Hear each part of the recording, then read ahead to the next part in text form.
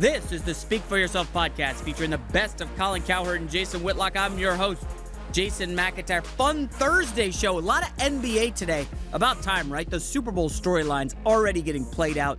Does anybody care about the Falcons? I had more questions today about Tiger Woods online than I did the Atlanta Falcons. Colin believes Carmelo Anthony could help the Clippers, but would not move Cleveland any closer to Golden State. And that makes sense. Is he that much of an upgrade over Kevin Love? I don't think so. Whitlock makes a comparison between Duke basketball and the New England Patriots. You got to hear this one, folks. I'm not going to even preface it with anything else. I'll just let that lie out there. Duke basketball, New England Patriots. Take a guess. Four-time Super Bowl champ Bill Romanowski drops by, offers a critique of Thursday Night Football. Eric Mangini, former Browns coach, back to break down a little more X's and O's because you guys love X's and O's so much. Fox Sports NBA analyst Chris Broussard is here. We talk a little bit about Steph Curry versus Michael Jordan. Listen, I thought this was the most interesting part in the show, and not only because I was in it, but there is no way Steph Curry should have any problem catching Michael Jordan in terms of popularity. Social media is enormous. It's where the discussions are happening. He's the most popular NBA player on social media. Yes, more popular than Durant. Yes, more popular than Jordan. I mean, folks, I know I'm the president of the Steph Curry fan club, but you got to hear that discussion. Ready for Speak For Yourself? Colin and Whitlock, take it away. Hello and welcome. Joining the panel today are Hall of Famer Chris Carter and Fox NBA analyst Chris Broussard. Let's start with LeBron James, whose war of words with his own front office is heating up. ESPN is reporting that LeBron and the Cavs are at odds over payroll spending, this coming a day after LeBron met with Cavs general manager David Griffin over his public comments about the Cavs roster. After the meeting, Griffin said he disagreed with LeBron's criticism, adding, quote, "The comment about the organization being complacent, I think, is really misguided. We are here to win championships, and there is no other solution. There is no other outcome that is acceptable, and there never has been. But in terms of on-the-court complacency, I've seen a lot of that." All right, Colin, who's more to blame for the Cavaliers' chaos, LeBron or team management? Well, the Cavs aren't playing any defense because the Cavs are bored out of their mind, so that's on the players. By the way, that shot fired from the GM, that's Dan Gilbert. That's like Trump telling his press secretary, go after the press. That's Dan Gilbert saying, I want you to go out and take a shot at LeBron. Dan Gilbert's not happy with that. I can read the tea leaves there. Yep. But listen, the reality is, and you see this in the NBA, it's very hard. Remember when Boston, the Big Three, Doc Rivers won? Like, they were just kind of downshifting until the playoffs the following 4 or 5 years. They know, and it's like Alabama in the SEC. They're getting to the championship game. So right now, the Cavs are playing no defense because offense is talent. Their offense is fine. Their defense is atrocious. So this is on the players. It's not on the ownership or the management. You're saying players. I thought LeBron spelled his name Lebron, not players, not PL. Yes. This is on LeBron. The original sin here is Andrew Wiggins. LeBron didn't want him. They wanted Kevin Love. Now LeBron wants a guy that's more of a playmaker and blah, blah. Well, that would be Andrew Wiggins, two-way player, can play defense and can make plays. LeBron has his agency that has Tristan Thompson and J.R. Smith. If there's a problem with the roster, it's on LeBron. And there is a history of this in terms, LeBron is a bit of a diva. Greatest player of this era, maybe one of the 3 or 4 greatest players of all time, taking nothing away. But he is a diva. He's high maintenance. Very high maintenance. But look, I'm not agreeing with everything he's done. He's called out his teammates, the front office, and you got to play better when you do that. He's turned the ball over. But I have a hard time blaming LeBron for anything in Cleveland because he's the reason they're relevant.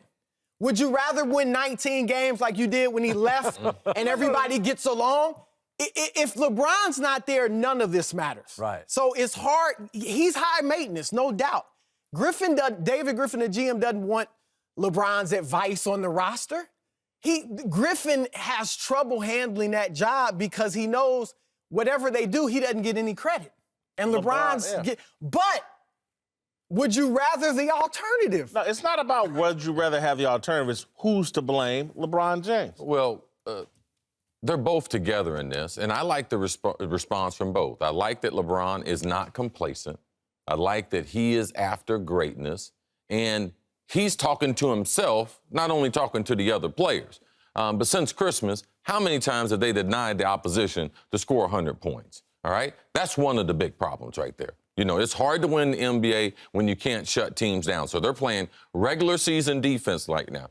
I like David Griffin's response to LeBron and what he said, the words, as far as, because last year when they made the trade for J.R. Smith, he went to LeBron after the trade was made and told LeBron what the trade was going to be, and he said, and they're going to throw in J.R. Smith. Remember when LeBron said, and they're going to throw in J.R. Smith? Yeah, we'll take J.R. Smith. Yeah, I'll take care of J.R. Smith. But he had already made the deal without LeBron. So LeBron thought that he had more input on the deal, and with him coming back to Cleveland, after he writes that letter, he's got say on the roster.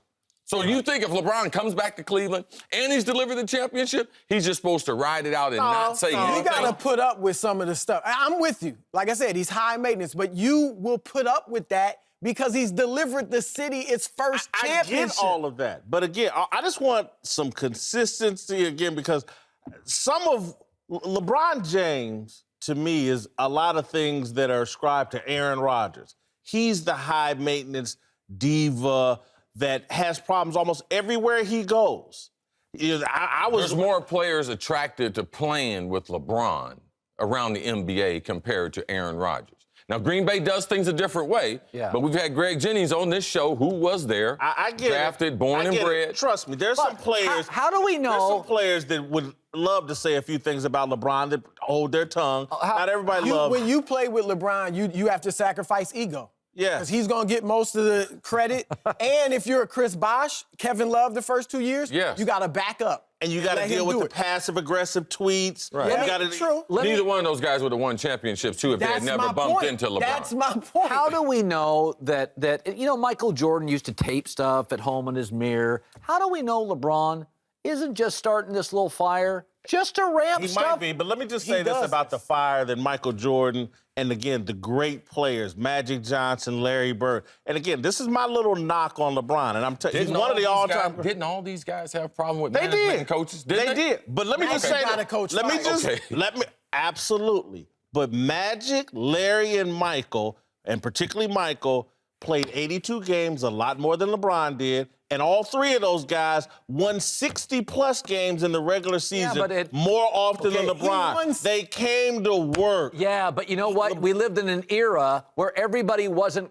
Who was Bird compared to? Who was... Nobody. LeBron's now compared to everybody. When Michael came in the league, he didn't have to fight this constant. Well, Russell won 11 for 11. What about just showing up and putting in work night after night after night? He's been an Iron Man throughout his career, and he's already Not played... with the effort. Hold on, Magic only played... We know Magic had a unique... Magic didn't play much defense. Bird didn't play... Bird played like 12 seasons. They won 60-plus games 6 times. So are you telling me... Jordan 5 So you don't like the current golfers because they won't play the Buick Open every year? Compared. Don't bring golf the into world's different today. Not everybody plays 82 games. But, okay, Most of those guys didn't go straight from high school either. Yeah. So you have to look at the overall wear and tear that's been on LeBron's body, and with modern-day science. No one is criticizing Greg Popovich. He's the one basically created this system. And he's definitely the best coach.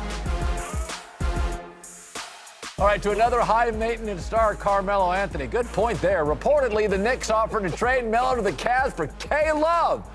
And Woj is now reporting that New York also reached out to the Celtics and the Clippers about a possible Melo trade.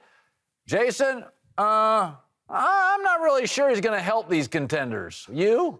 There's only 3 title contenders: Cleveland, San Antonio, and Golden State. And they're not interested. He can't help those guys. And the Clippers. Look, Carmelo Anthony is past his expiration date. He's going to have to satisfy himself with 3 gold medals and a plaque for winning the national championship. He ain't getting no rings. And I don't think he really helps anybody win a title right now at 33, 34 years old. He's really just trying to position himself for one more payday. Could I argue he makes some uninteresting teams or teams that can't win better? He could hurt a great team because of his chemistry. The great teams have great chemistry. Warriors have great chemistry, Spurs. I think he hurts a great team. But you put him on the Clippers, who are a good team, I think he probably makes, and for the record, you put him on, he's on his best behavior, second half of the break, I think he could help the Clippers a little. As long as you keep Blake Griffin, DeAndre Jordan, and Chris Paul. Yeah. If they can get him by giving up some role players, it's exciting for the league. We need another contender, elite team, sexy team. That would be a big four. I don't think it gets you past Golden State, but it gives you a better chance than you have now. The other team would be Boston.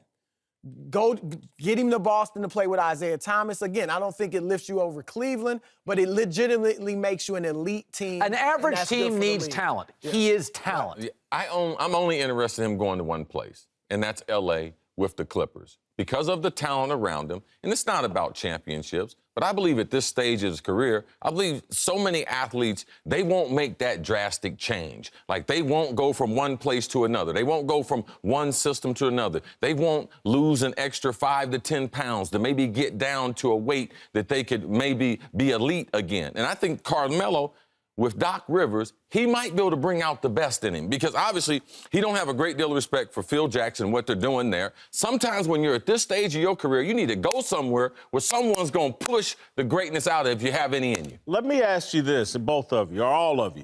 If he went there, doesn't that put Doc in jeopardy if it implodes and go? Let's say Doc, because he's the president, general manager, whatever, he makes the move for Carmelo.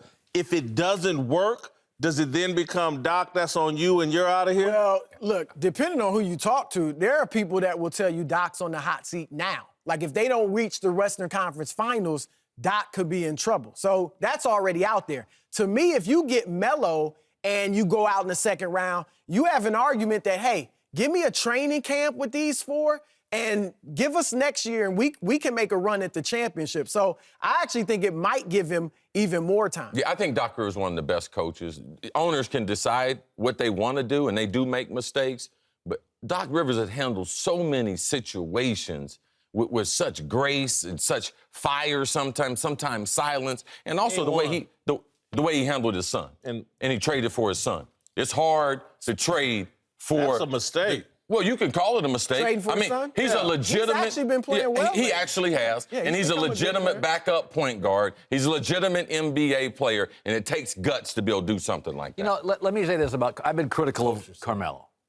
I love the NBA, I've been critical. But, you know, what's funny about Carmelo...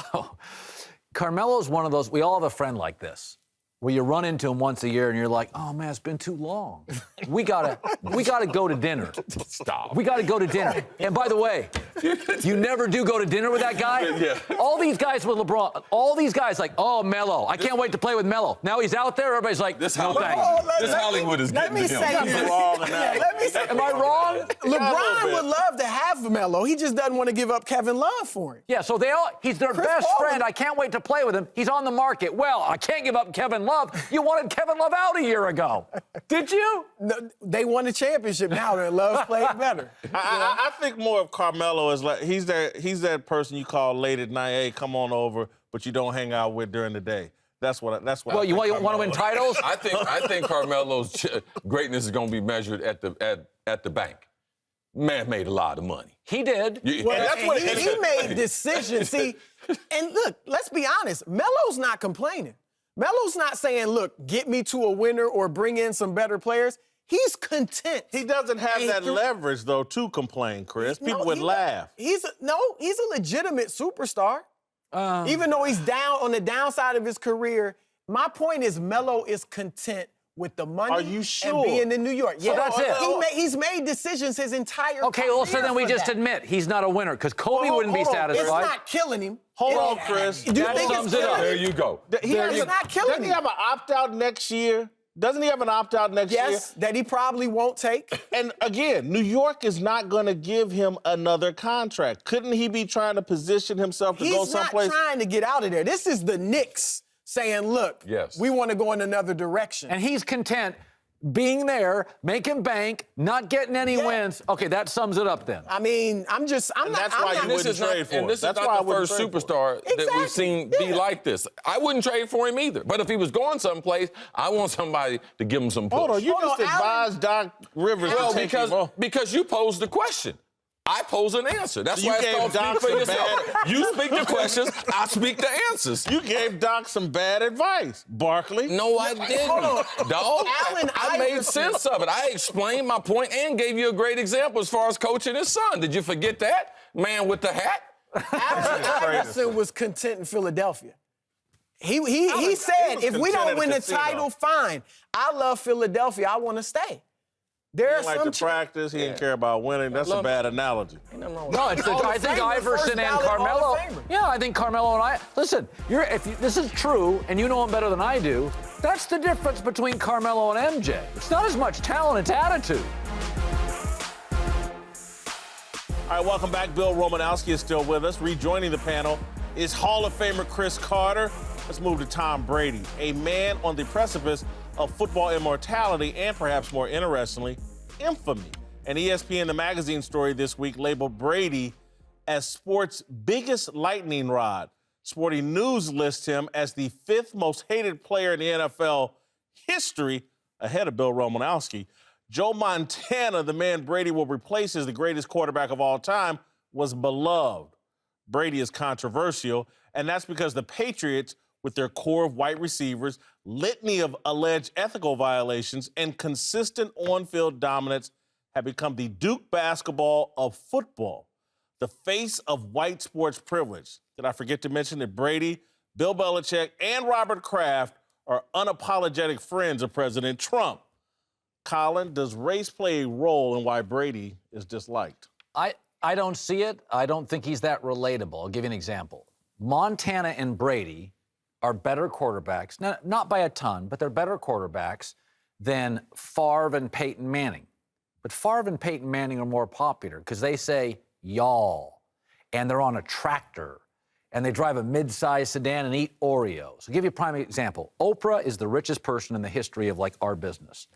But Oprah has a problem that a lot of Americans do. She struggles with weight. People love Oprah. She owns half of Hawaii and Santa Barbara. She has more money today than I'll have the rest of my life or anybody.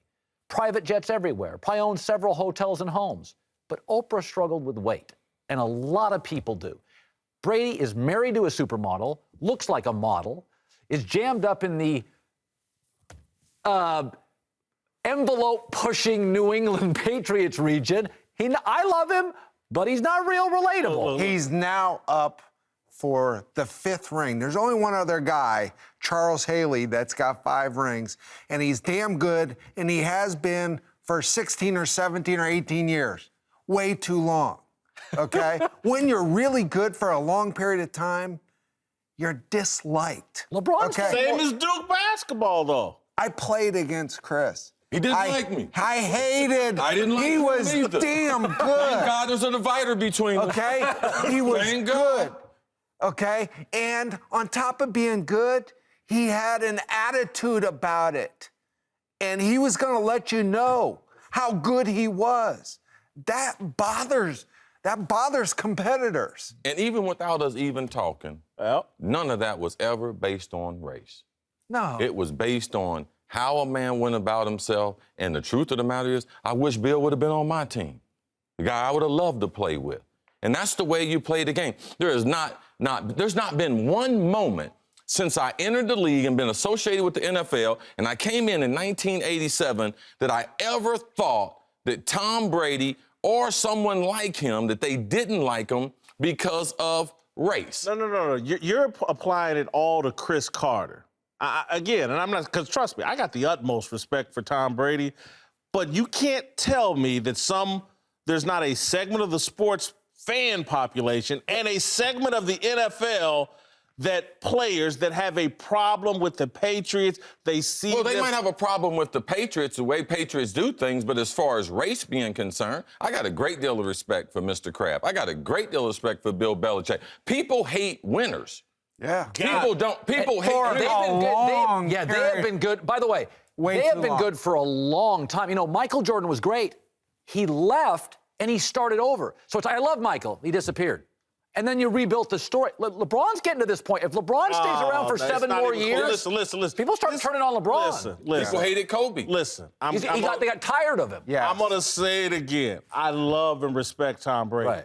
There are people just like Duke basketball to me has been unfairly targeted because Coach K and these white guys come out there and put a whooping in a black sport. No one can tell me that Brady and them white receivers coming out in the NFL and this dominance doesn't rub some people the wrong way. Some people think the Tuck rule, Spygate, I think that's a personal problem. Now there might be. I agree with that. There might be. Listen, there might be. You might have a point as far as African Americans, receivers thinking that these guys have something. Yeah, but that's petty. Okay, there's no doubt. That's the petty. world is petty. And the truth of the matter is, anyone qualified to do the job, color, creed, if you can get in and out your break and you can deliver, if you can catch the football, it don't matter. Does Bill Belichick bring a guy in because he's white? That's not the argument. He brings them in because he fits the system. By the way, and he can help them win. Okay, time out. Dallas is hated. Why?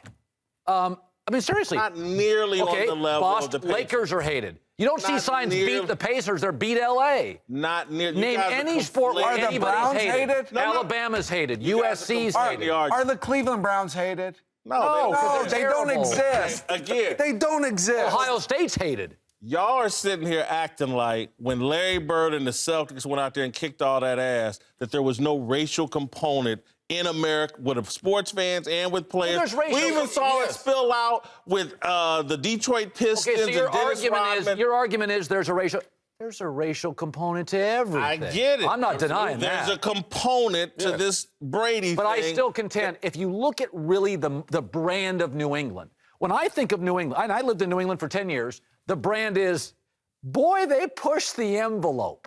Thank you. To me, and some people think they get away with it or got away with it from the Tuck rule to The guy was suspended. to the whole.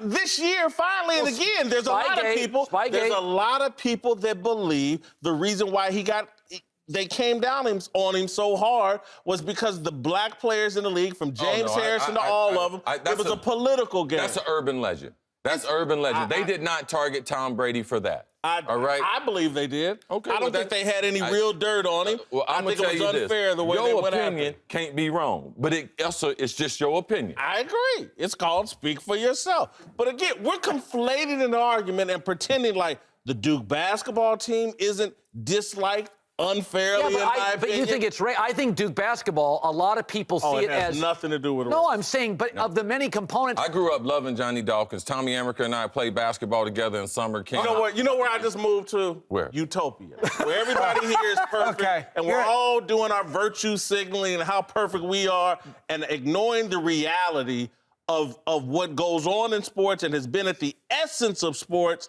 since the beginning of time. I believe people do not like New England, and it might be race related. I believe people might not like Tom Brady, but I believe those people are petty. I would agree with that. But we're acting like one here. You brought up Joe Montana. There was really about a 10-year run he had. Yeah, it was a little bit longer, maybe 11 or 12. But it was a 10-year run where the 49ers were the best of the best in the 80s, in the early 90s. Yeah. And then it shifted over to Dallas. Right. Not nearly as polarizing. It wasn't. We're going on almost... It was 4 times. We're going on 7. And how many... He may have 3 left. Exactly. We're almost going on 20 years of this. Like, people are... And by the way, football is our favorite sport. People don't like one team. You see the college football rankings, those Alabama games? They don't get any ratings anymore. People are tired of Alabama. I'm living in the internet world, the cyber world, where everybody's virtue signaling and pretending like it's kumbaya out there. Like, this ain't America and Donald Trump ain't president. All right, welcome back. Hall of Famer Chris Carter, 4 Super Bowl rings. Bill Romanowski. Let's talk Roger Goodell, who came on my show, The Herd, yesterday and talked about a range of issues, including the perception that Thursday Night Football has been a disaster for the National Football League. Here's what Roger Goodell had to say. You're right about the quality of the games on Thursday night. There are actually less penalties, less turnovers. Almost by every barometer, the quality of the game is better on Thursday night. On safety, We've been tracking this every year, and there has not been any indication, facts, or anything else that would indicate that the level of injuries are up on Thursday night. All right, Jason. Thursday night football. The end of common sense and decency, right? It's terrible for the league. It's absolutely terrible. Look, for me as a Kansas City Chiefs fan, Derek Johnson tore his Achilles. Went into the Thursday night game this year saying his Achilles hurt, tore it in that game. To me, cost him a Super Bowl appearance. Derek Johnson plays middle linebacker for the Chiefs. They beat the Steelers. If I said to you, what makes good football? Fewer penalties, fewer turnovers, a little more efficiency, fewer punts. Put these graphics on the screen. I'm just going to show you facts. The Thursday games, higher percentage of completions, more touchdowns, fewer picks, fewer turnovers, fewer penalties. The kickers Guys are better. tired. I'm not saying guys aren't tired. Is good. What I'm saying is the narrative now by the media is Thursday night football is garbage. It is. My argument is you don't have to prepare as much. You go in with a simplistic game plan, and the games are not that terrible. This idea, listen, I like ice cream. I prefer chocolate, but I'll eat vanilla. I like football. I like Sunday better. These Thursday games are not that bad. Not fair to the players. These guys can handle that. Well, number one is I love ice cream. And they can make a bunch of flavors and everything, but I want my ice cream vanilla. I prefer vanilla. I will venture off and eat other types of ice cream, but I really like vanilla. I like the National Football League. I like playing on Sundays. I like playing on Mondays. It's more conducive for the human body to give it the proper amount of recovery. Now, Roger, talking about we've done all these studies. Did you ask? Forget about a survey. Did you ask the 1,600 players? Because they do not want Thursday night football, Bill. You and I have played. You can't recover in time. Here's what I will say. It really affects defense and offensive linemen the most, linebackers. Believe it or not, less on receivers. Yes. But it depends on a physical game or not. And it will affect running backs. We know it doesn't affect the quarterback that much. Nope. So those interior guys. That's why the defense, it's hard to play good defense on a short rest. That's why the numbers indicate the percentages are up as far as passers, because offensive football is easier to play tired than defensive football. But they only ask every team to do it once a year. This is not a I mean, sometimes if you're popular, NBC will put you on that Sunday night game 4 times. Like the league's like, once a year, we'll do it, and you get extra time. It's almost like a second bye. One's too much. What if they ask me to slap you once a week? But can't they also help it out by making it off of a bye week? I think that's the way they're going to look at it now. And it may, the way the numbers work out, maybe you have to have 2 bye weeks in a season. We've had that before. Is that that's all right with? That would be all right with me. Well, that would be in the best, given that we're in this era about health and the welfare of the players. It would give the players an opportunity to recover. It makes the season 1 week longer, but it makes it safer. But this is the problem, Colin, and the reason why you probably agree with it and why we don't agree with it. Because you're in the revenue streams. You taught me about this. Chris, you got to get different bucks of cash coming to you. You got to get your radio, got to get the TV, got to get this side. So you're not going to take away a revenue stream away from you because you got multiple buckets you're plucking money out of. That's why they're not getting rid of Thursday night football. It has nothing to do with the quality of play, has nothing to do with the players wanting. It's another bucket of money that they're pimping another network or two networks out of to make more money. That's what this is for.